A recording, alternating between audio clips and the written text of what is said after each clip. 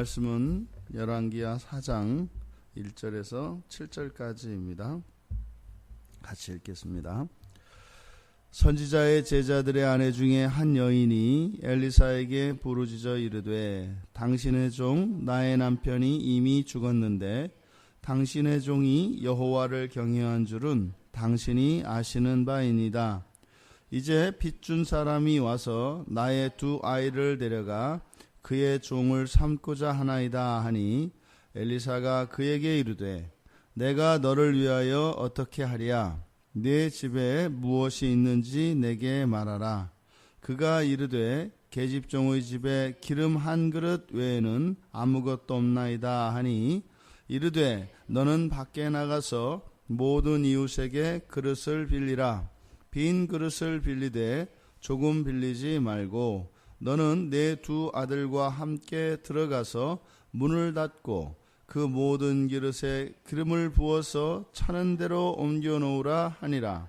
여인이 물러가서 그의 두 아들과 함께 문을 닫은 후에 그들은 그릇을 그에게로 가져오고 그는 부었더니 그릇에 다 찬지라.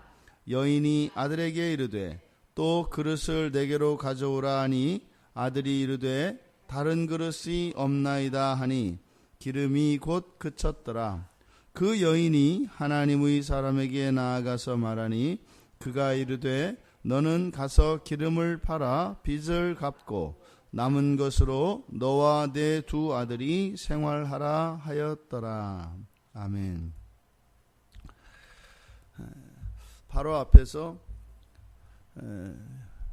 연합군을 이루어서 모압을 공격하여서 승리를 다 거머쥐었다가 마음의 중심이 여호와에게서 자신들에게로 돌아서면서 주어진 승리마저 버리고 달아난 여호람에 대한 기사가 있었습니다.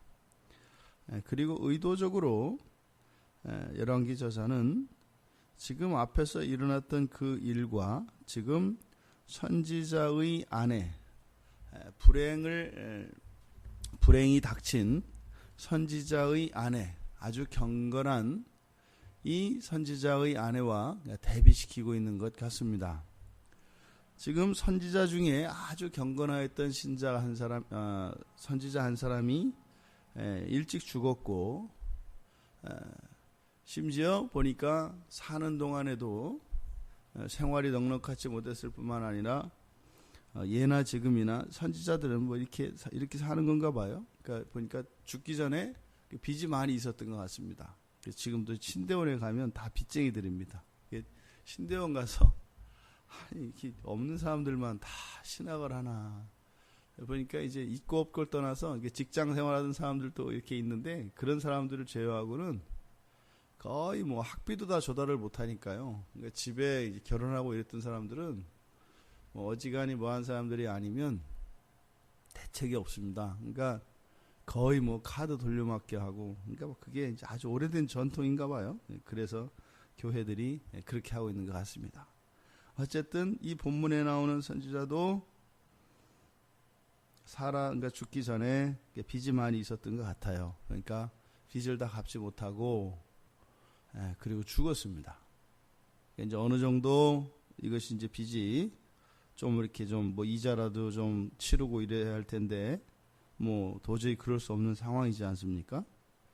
그러니까 그러니까 돈을 빌려준 사람이 아이들 둘을 담보로 데려다가 이제 그 빚을 대신하려고 종으로 삼으려고 합니다. 율법에 의한 거죠. 그랬을 때 이 선지자의 아내가 한 것은 엘리사에게 찾아와서 도움을 구합니다. 이것은 무엇이겠어요? 기도하는 장면이죠. 그러니까 여기에서 보통은 불평하고 원망을 합니다. 어제까지 우리가 보았던 여호와라면 어떻게 했어요? 자기가 일을 저지르고 그 책임을 하나님께 전가하고 와서 따지듯이 왔잖아요. 그래서 당신의 하나님이 이 일을 이렇게 망쳐놨으니까 당신이 여호와의 종이니까 책임져라. 이렇게 따지듯이 왔었단 말이에요.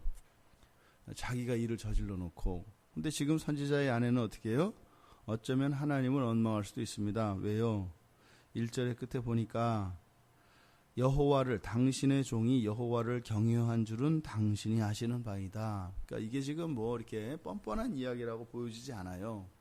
왜냐하면 처음부터 끝까지 이 여인의 이 삶의 자세와 본문에 나타난 여인의 마음가짐이 우리에게 잘 드러나기 때문에 이거는 뭐 정직한 이야기였던 것 같습니다.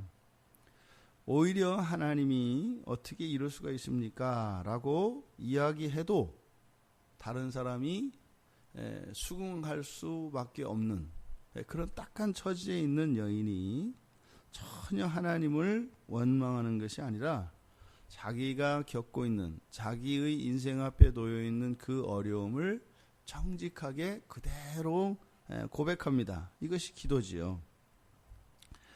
이렇게 하나님의 사람들이 이 세상을 살아가다 보면 이러한 믿음의 시험이 옵니다. 어려움으로 옵니다. 어떤 식으로든지 이런 믿음의 시험이 오게 되어 있습니다. 이때 우리가 잊지 말아야 할 것은 이런 환경 속에서 우리는 오직 기도로 대처해야 한다는 것입니다. 기도가 무엇인지 모르기 때문에 마치 기도는 손을 놓고 있는 것 같이 책임을 회피하고 수수방관하고 있는 것 같이 그래서 무슨 직접 해야 할 일들을 대리만족하는 것 같이 이렇게 여길 수 있습니다만 기도는 일하는 것이죠. 가장 효과적으로 일하는 것이 바로 기도지요. 기도의 자리로 나아가야 합니다. 이것이 본문에서는 선지자 엘리사를 찾아간 것으로 나타납니다. 엘리사가 너를 위해서 어떻게 하랴? 그리고 너에게 네 집에 있는 무엇이 있는지 내게 말하라. 지금 이 여인이 엘리사 앞에 나와서 지금 토로한 것은 가난으로 인해서 거기다가 이제 빚을 지고 있기 때문에 두 아들을 종으로 내주어야 하는 형편입니다. 이렇게 얘기했습니다. 그랬더니 뭐 그것에 대해서 예스와 노를 이야기하는 것이 아니라 선지자는 무엇을 물어봐요? 너에게 있는 것이 무엇이냐? 너에게 있는 것이 무엇이냐? 그러니까 뭐가 어렵고 어려운 것이 아니라 너에게 있는 것이 무엇이냐? 이것은 어떤 의미이겠어요? 나에게 감사의 제목입니다. 그래서 내게 있는 것, 즉 감사를 먼저 감사하라는 것입니다. 우리가 필요한 목록을 마치 무슨 예산을 청구하는 것처럼 항목을 쭉 적어서 하면은 거기에 따라서 이렇게 예산에 따라서 배정하고 결제해 주는 것이 아니라 기도의 응답의 방식은 그것이 아니라 뭐라는 거예요? 먼저 감사하였을 때 그 필요를 따라 채워주시는 하나님의 응답의 원리를 지금 가르쳐주고 있습니다. 내게 있는 것을 감사했을 때 감사 위에 나의 부족한 것과 필요를 따라 채워주시는 하나님. 그래서 그가 가지고 있는 것, 그게 무엇이에요? 사실은 뭐 이 정도 되면은 집에 뭐가 있다 그럽니까? 기름 한 그릇 외에는 아무것도 없나이다. 이 생각이 잘 안 나요. 기름 한 그릇이 있다는 생각이 아니라 아무것도 없어요. 이렇게 된단 말이죠. 안 보입니다. 생각이 안 납니다. 아무리 봐도 나는 없어도 너무 없거든요. 지금 오죽하면 아들 둘을 종으로 보내게 됐는데 저에게 뭐가 있겠어요? 뭐가 있으면 제가 여기로 오겠어요? 이런 것이 보통들의 사람들의 마음입니다. 그런데요, 집에 있는 것, 기름 한 그릇이 있답니다. 그게 뭐예요? 이 여인에게는 있는 건 있는 겁니다. 있는 건 있는 겁니다. 없는 건 없는 것이고 있는 건 있는 것입니다. 그런데 있는 그것을 이용을 하십니다. 그래서 이웃의 도움을 또한 구하게 하시죠. 어떻게 해라? 가서 이웃들에게 그릇을 빌려라. 근데 그릇을 빌리되 어떤 그릇을 빌려라? 빈 그릇을 빌려라. 그러니까 네가 기름 한 그릇이 있으니까 이 집 저 집에서 기름 한 숟가락씩을 빌려서 그거를 모아라. 이렇게 하는 것이 아니라 빈 그릇을 빌려라. 그런데 어떻게 해라? 많이 빌려라. 믿음의 분량이라고 하겠습니다. 많이 빌려라. 이때 이렇게 이웃에게 자신의 어려움을 가지고 그 어려움을 극복하기 위하여 하나님께서 도와주시는데 이웃들의 도움을 구하게 합니다. 그러니까 보세요. 지금 이 여인에게 절대적인 가난이 있습니다. 근데 그것을 하나님이 직접적으로 그냥 하나님이 이렇게 막 하늘에서 금가루가 떨어지게 하거나 기름에서 그냥 그릇을 빌릴 게 아니라 그 있는 한 그릇을 가지고 계속 따르면은 뭐 써도 안 없어지게 이렇게 해주시지 않고 여기서는 어떻게 해요? 이웃들에게 그릇을 빌리게 함으로써 관계를 확장시켜 나갑니다. 없는 그것으로 인하여 관계를 확장시키게 하세요. 잘은 모르겠습니다만 필경 이 여인 항상 하나님께서 필요를 채워주실 때는 그 사람의 본성과 그 사람의 영혼의 변화를 일으키십니다. 그러니까 성경에서도 다양한 방식으로 이런 기도의 응답들이 나오는 거죠. 지금 이 여인에게는 어떻게 해요? 이웃들과의 관계를 맺도록 하십니다. 생각해 보세요. 이웃에게 가가지고 빈 그릇 빌려달라고 하는 것이 생판 사람들과 이야기하지 않고 나의 어려움은 그냥 내가 뭐 이렇게 지내던 사람이 다른 사람에게 가서 빈 그릇을 빌린다는 일이 이게 쉽지 않습니다. 그러니까 지금 본문에서는 선지자 엘리사는 이 문제, 즉 가난의 문제를 해결해 주는 과정에 주변 사람들과 이러한 관계, 사랑의 관계이겠죠. 왜요? 서로 도움을 주고받으면서 사랑이 커가거든요. 그러니까 사랑의 관계를 확장시켜 나가고 있는 것을 보게 됩니다. 그러니까 이 불행의 요소가 오히려 사랑을 확장시켜 나가는 그런 계기가 되어지고 수단이 된다는 거죠. 그러니까 이 가난의 문제와 사실은 주변에서의 사랑의 관계가 확장되어지는 것을 보면 영적인 가치에서는 비교할 수 없을 정도로 이것이 크거든요. 그러니까 이 가난이, 이러한 불행이 완전히 전화위복이 되는 것이죠. 선지자 엘리사의 말대로 그 경건했던 선지자의 아내가 순종을 합니다.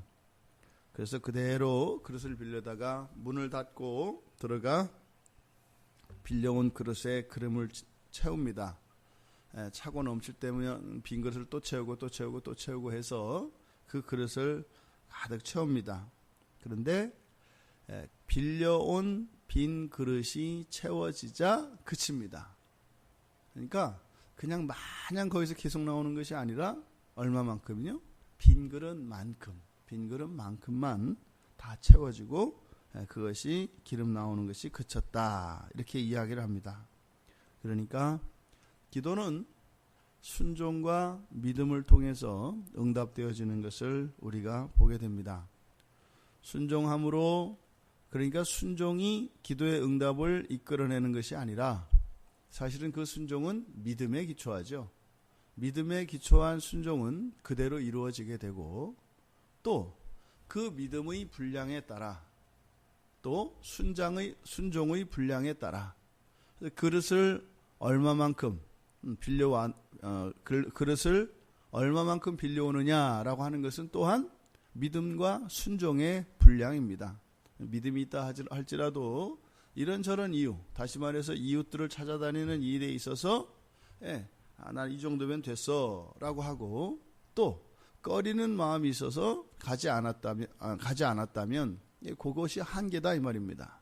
그러니까 이 믿음과 순종은 뗄 수가 없고 또 믿음과 순종에 의해서 응답되어진 그 기도가 자신에게 유효하게 되며 또 그 분량이 기도의 응답의 분량과 비례한다라는 것입니다. 참으로 놀라운 것은, 정말 우리에게 감동을 주는 것은 마지막 7절입니다. 그렇게 해서 지금 여기에서 채워진 이것은 충분히 말하자면 빚을 갚고 남을 수 있을 정도의 기름인 거예요. 그러면 어떻게 되겠습니까? 그것을 가지고 당장 갔다가 팔면 될 거 아니에요. 왜요? 이게 누구 거예요? 내 거잖아요. 그런데 이 여인에게 있어서 보여주는 이 감동스러운 장면은 바로 이 장면이에요. 그 여인이 하나님의 사람에게 나아가서 말하니. 1절에 한 여인이 엘리사에게 부르짖어 이르되, 불행 가운데 있을 때나 그 문제가 해결되었을 때나 일관된 삶의 자세를 유지합니다. 그리고 철저하게 이 여인은 하나님께서 주신 그것을 자신의 것으로 인식하는 것이 아니라 하나님의 것으로 인정합니다. 그러니까 불행도 하나님의 것이요, 이렇게 놀랍도록 부어진 이 기름도 하나님의 것입니다. 그러니까 이 여인이 가지고 있는 철저한 그 하나님 주권, 하나님의 주권을 인정하는 이 모습은 바로 이 여인이 이러한 역경 속에서도 굴하지 않고 살아갈 수 있었던 힘이었던 것을 보게 됩니다. 그러니까 이러한 불행 속에서도 하나님께 나아가 그 불행을 아뢰고, 또 하나님께서 이적적인 방식으로 채워주신 이 놀라운 축복을 통해서 주신 이 재물도 철저히 하나님의 것임을 인정합니다. 그리고 그것을 물어봅니다. 하나님께서 나아가서, 하나님의 사람에게 나아가서 말했다. 어찌하면 좋겠습니까? 선지자가 그때서 가서 기름을 팔아 빚을 갚고 남은 것으로 너와 두 아들이 생활하라. 이것은 무엇이겠습니까? 이거는 하나님께서 우리에게 주시는 모든 것은 소유권을 주시는 것이 아니라 사용권을 주십니다. 우리들 개인이 성경에서도 사유재산을 인정합니다. 근데 그 사유재산이라고 하는 것은 그것의 완전한 소유권을 의미하는 것이 아니라 사용권을 의미하죠. 재물들과 여러 가지 재화들에 대한 그 사용권을 우리들이 가지고 있는 것이지, 소유는 하나님께 있습니다. 우리가 우리의 삶 속에서 실천하는 기도를 되돌아볼 수 있는 시간이 되길 바랍니다. 이 여인에게서 보여줬던 가장 중요한 기도의 요소, 철저히 하나님의 주권을 인정하고, 그래서 그것이 불행이 되었든 아니면 놀라운 축복이 되었든 모든 것이 하나님의 것임을 인정하는 그 자세, 또 하나님께서 주신 이 물질에 대한 물질관이 소유권은 하나님께, 그리고 나에게는 사용권이 있다고 하는 이러한 생각이 우리의 현재의 삶 속에 있는 우리들의 삶의 자세와 마음가짐, 또 우리들이 나아가는 기도, 비교해보며 교훈을 얻을 수 있는 좋은 내용이라고 생각을 합니다. 오늘 하루 우리가 기도하며 나아갑시다. 기도는 하나님께서 일하시는 수단입니다. 우리가 하나님을 부리는 것이 아니라 하나님이 일하시는 그 자리에 우리가 나아가는 것입니다. 우리의 삶 속에 하나님을 데려다가 고용을 해서 우리의 일을 하게 하는 것이 아니라 일하고 계시는 그 하나님께로 나아가는 것, 그것이 기도인 줄 믿습니다. 오늘 하루 이러한 기도의 원리들이 우리에게 그대로 적용되어져서 그것이 또한 성취되어지고 이러한 응답받음으로 철저히 하나님의 주권을 인정하고 하나님을 더욱 사랑하며 그렇게 하나님께 가까이 나아갈 수 있는 이 한날이 되기를 주님의 이름으로 축원합니다. 하나님, 어느 날 갑자기 찾아온 이 믿음의 시험에서 기도로 이 모든 것을 극복하고, 또한 하나님께, 오직 하나님께 영광을 돌린 한 경건한 선지자의 아내의 이야기를 저희들이 함께 나누었습니다. 저희들 평생의 교훈이 되게 하시고, 또한 오늘 말씀을 통하여 이 기도의 원리를 잘 깨달아 저희들의 기도 생활을 되돌아볼 수 있는 시간 되게 하셔서 하나도 헛되지 않은 그러한 기도의 실천과 기도의 원리들로 재무장되어지는 오늘이 될 수 있도록 은혜를 내려 주시옵소서. 감사하며 예수님의 이름으로 기도드리옵나이다.